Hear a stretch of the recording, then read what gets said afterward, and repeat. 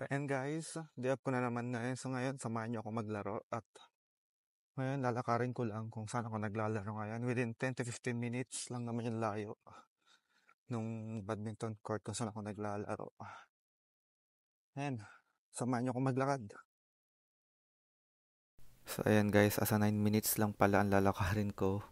Akala ko 10 to 15 minutes eh. Hindi pala, asa 9 minutes lang pala dahil sa shortcut ako dumaan ngayon, mas mabilis.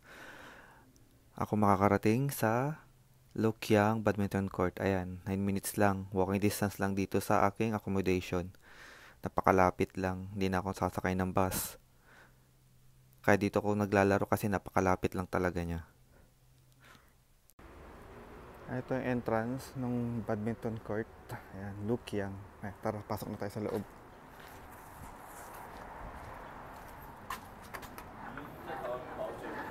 Hello.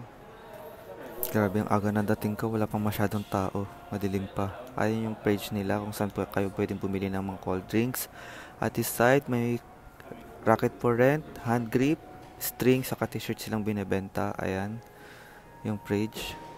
Saka bumili ng malalamig na tubig, ang kanilang lobby. Ayan, madilim pa, wala pang masyadong tao, patay palat ng ilaw. Ayan, 'di ba? Sa kabilang side lang na yun ang open. Kaya pala open at ito palang ginagawa nila. Ayan, ina-assemble nila yung machine na gagamitin nila mamaya. Grabe ang daming shuttlecock, isang box na. Ito yung machine na gagamitin nila mamaya for training. Ayan, ina-assemble nila. 'Di ba? Ang ganda. Kung mapapansin nyo guys, ang paint ng wall dito ay black. Ayan, all black at may aircon at electric fan sa loob ng hall na to.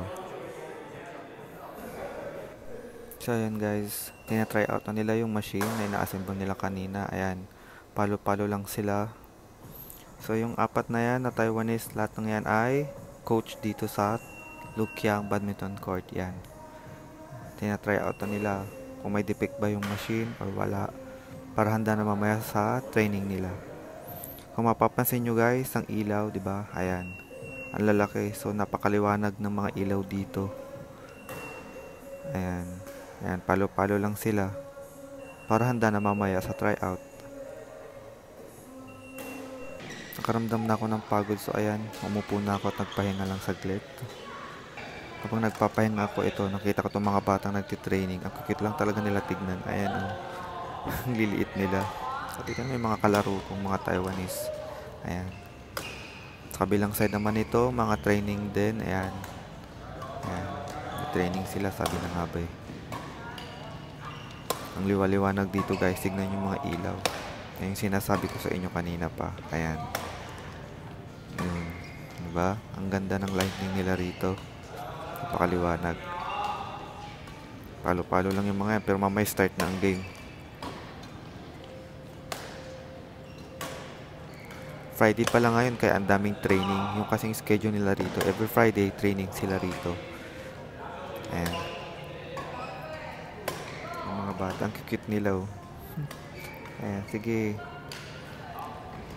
Nagtitraining na sila at a very young age. Pwede rin pala kayo magdala ng mga alaga yung mga pet dito. Kagaya nito, yung isang Taiwanese, dinala niya yung pet niyang aso. Ayan. Nandito ngayon siya sa loob, naka-stroller. Ayan, cute-cute niya lang. Gusto niya lagi nagpapakamot. Taran! Ayan, ang cute ng aso niya, grabe.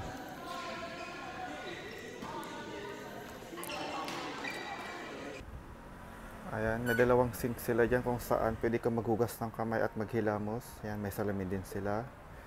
At this side naman, dito naman yung urinal, cubicle nila, iyan, mga lalaki. So, at sa side naman na to, ayan, ito yung shower ng mga panlalaki.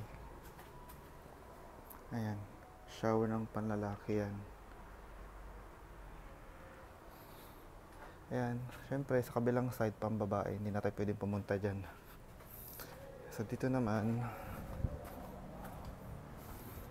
itong dalawang pintuan na to, makikita nyo, yan yung dalawang cubicle nila kung saan pwede kang tumae.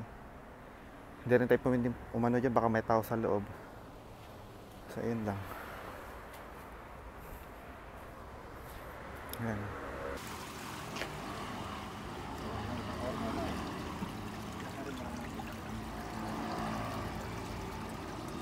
Uwian na.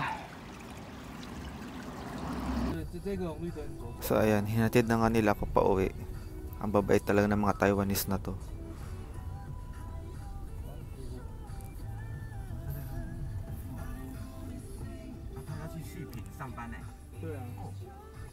See you for the next one. Walking by bus.